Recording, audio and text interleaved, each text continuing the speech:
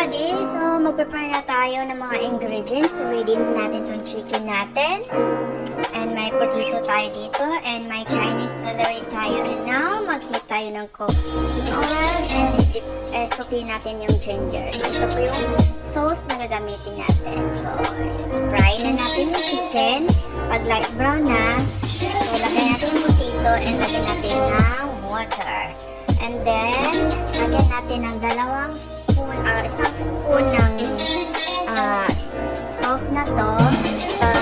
Malambot na yung potato, ilalagay natin yung Chinese celery.